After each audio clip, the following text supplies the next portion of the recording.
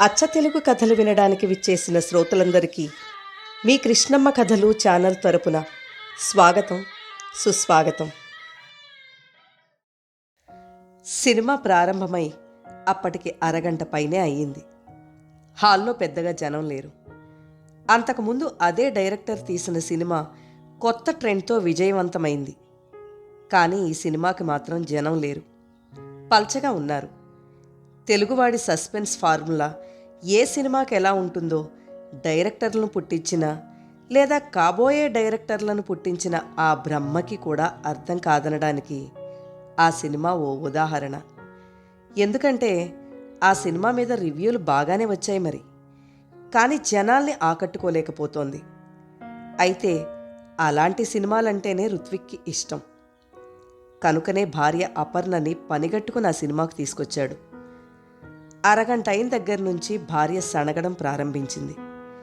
మీకు నచ్చిన సినిమా అన్నప్పుడే అనుకున్నాను అదేదో ఆర్ట్ సినిమా అయ్యుంటుందని.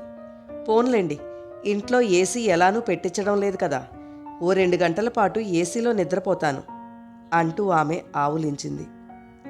అలా కాదు, కొంచెం ఓపిగ్గా చూడు, బావుంటుంది అంటున్నాడు రుత్విక్. ఎంచక్క సిటీలో ఇంకా మంచి సినిమాలుంటే ఈ సినిమానే దొరికిందా ఈయనకి అని విసుక్కుంటూ అప్పుడప్పుడు కునికిపాట్లు పడుతూ మధ్య మధ్యలో సినిమా చూస్తోంది అపర్ణ. ఇంతలో వాళ్ళు కూర్చున్న కుర్చీలెవరో ఊపుతున్నట్లు అనిపించింది. అటూ ఇటూ చూశాడు రుత్విక్. ఊగడం తగ్గింది. 10 నిమిషాలకి మళ్లీ మొదలు. వెనక్కి చూశాడు.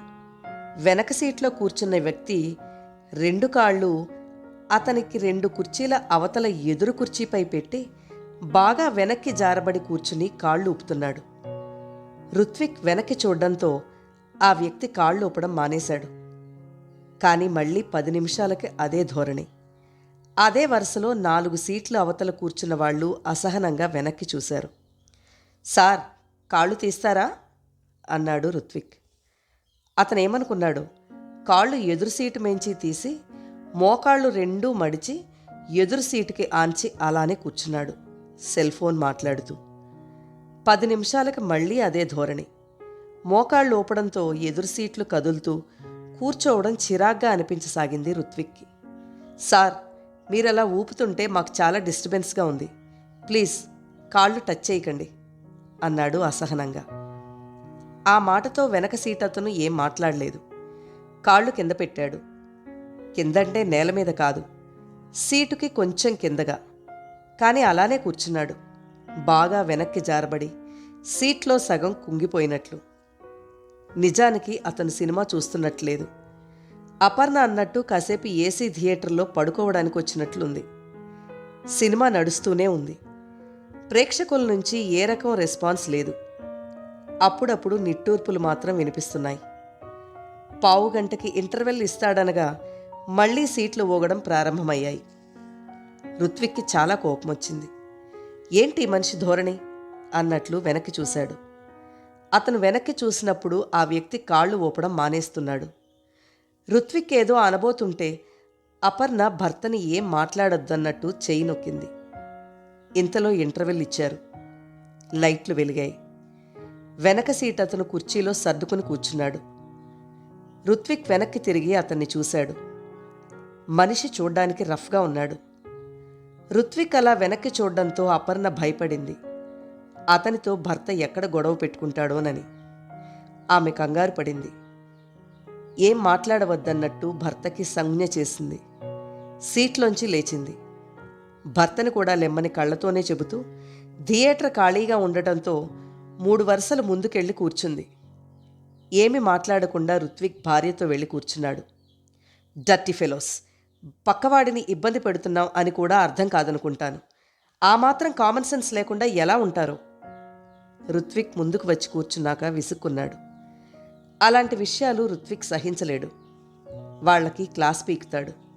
కొందరు తేలిగ్గా తీసుకుంటారు, మరికొందరు పోవయ్ చెప్పొచ్చావు, అపరిచితుడి సినిమాలో హీరోని అనుకుంటున్నావా అని వెటకారంగా తీసి పారేస్తుంటారు. కూరల మార్కెట్లో, బజార్లో చాలా సందర్భాల్లో చిన్న చిన్న విషయాల్నే పెద్దగా చేస్తూ అవతల వాళ్ళకి రుత్విక్ క్లాస్ తీసుకోవడం అపర్ణకు అనుభవమే. కొందరైతే గొడవపడిన సందర్భాలు ఉన్నాయి. అతనిలో ఈ ధోరణి ఇప్పటిది కాదు. పెళ్ళైనప్పటి నుంచి ఆమె గమనిస్తూనే ఉంది. కొందరు చాదస్తం అన్నారు, మరికొందరు అదోరకం పిచ్చన్నారు. ఎవరేమనుకున్నా అతని ధోరణి అతనిదే. సినిమా టికెట్ల దగ్గర క్యూలో గాని, గుడి గోపురాల దగ్గర క్యూలో గాని ఎవరైనా ముందుకు వెళ్ళి క్యూలో దూరితే చాలు, అతనికి ఊరుకోలేడు. వాళ్ళని పిలిచి లేదా వాళ్ళ దగ్గరికి వెళ్ళి క్లాస్ తీసుకుంటాడు. మీరొచ్చింది గుడికి, పవిత్రంగా వెళ్లాల్సిన చోటుకి. ఇక్కడ కూడా చాలా అడ్డదారిన దేవుడి దగ్గరికి వెళితే ముక్తి లభిస్తుందా? దేవుడు హర్షిస్తాడా? చేసే పనిలో చిత్తశుద్ధి ఉండాలి మాస్టారు అంటాడు. ఒక్కొక్కళ్ళైతే చేసిన తప్పుకి ఏం మాట్లాడరు, నవ్వి ఊరుకుంటారు. మరికొందరైతే వాదనకు దిగుతారు. చేతనైతే ముందుకెళ్ళి మీరు లైన్లో దూరండి, చేతగాకపోతే ఊరుకోండి, మడిగట్టు కూర్చుంటే కుదరదు. విఐపి దర్శనాలంటే ఏంటి? అవి అడ్డగోలుగా వెళ్ళడమే, చాలే చెప్పొచ్చావు అంటూ ఎద్దేవా చేస్తారు. అబ్బా, వాళ్ళ సంగతి మనకెందుకు, మీ మానాన మీరు క్యూలో నిల్చున్నారు కదా, మీరు సిస్టమేటిక్గానే వెళ్ళండి బాబు అని అపర్ణ విసుక్కుంటుంది. రాను రాను భర్తతో బజారుకు వెళ్లాలన్నా చికాగ్గా అనిపించసాగింది ఆమెకు. ట్రాఫిక్ సిగ్నల్స్ దగ్గర అందరూ స్కూటర్లు బళ్ళు ఆపి ఉన్న సమయంలో కొద్దిపాటి జాగాలోంచి మెలికలు తిరిగిపోతూ సైకిల్నో మోటార్ బైక్నో ముందుకు తీసుకొచ్చి ఆపేవాళ్లను చూసినా, పోలీసువాడు చూడటం లేదని అడ్డగోలుగా సిగ్నల్ని ఖాతరు చేయకుండా బండి పోనిచ్చేవాళ్లను చూసినా రుత్విక్కి చచ్చెంత కోపం వస్తుంది.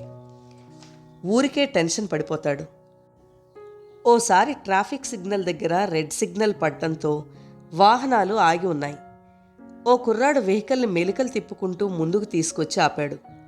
అతను హెల్మెట్ పెట్టుకోలేదు, పైగా ఇయర్ ఫోన్స్ పెట్టుకొని సెల్లో మాట్లాడుతున్నాడు. మధ్య మధ్యలో బూతులు మాట్లాడుతున్నాడు. అతని కేసు చూశాడు రుత్విక్. అతను ఈ ప్రపంచంలో లేనట్లున్నాడు. రుత్విక్ అతన్ని కొంచెం పరిశీలనగా చూస్తే అతను తన ఆఫీస్లో తన కొలీగ్ కొడుకే. గుర్తుపట్టాడు అతన్ని. అలా చూస్తుండగానే ఇంకా అక్కడ సిగ్నల్ పడకపోయినా రైమని బండి పోనిచ్చాడు. అంతే, క్షణంలో తప్పింది ప్రమాదం. మారుతి కారుకి డాష్ ఇవ్వబోయాడు. విజిలేసుకుంటూ గబగబా పోలీసులు వచ్చేలోగా బండిని దూకించి అందకుండా వెళ్ళిపోయాడు. ఎరా, ఇంటి దగ్గర చెప్పొచ్చావా? చస్తావ్ నా అని మారుతి కారు డ్రైవర్ అరుస్తున్నాడు. అంతకన్నా కొంచెం ఎక్కువ భాషలో పోలీస్ కూడా తిడుతున్నాడు. ఆ సంఘటన చూసిన రుత్విక్ గుండె క్షణం వేగంగా కొట్టుకుంది. అక్కడ మహా అయితే సిగ్నల్ పడ్డానికి 30 సెకండ్లు చాలు.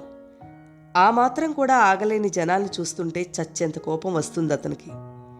క్షణంలో తప్పింది రామారావు. మీవాడు హాస్పిటల్కో ఆ పైలోకాలకో పోయేవాడు. ఆఫీస్కు వెళ్ళగానే తన కొలీగ్ రామారావుతో అన్నాడు రుత్విక్. ఏమైంది? ఆదుర్దాగానే అడిగాడు రామారావు. పావుగంట క్రితం ట్రాఫిక్ సిగ్నల్ దగ్గర తను చూసిన సంఘటన గురించి చెప్పాడు రుత్విక్.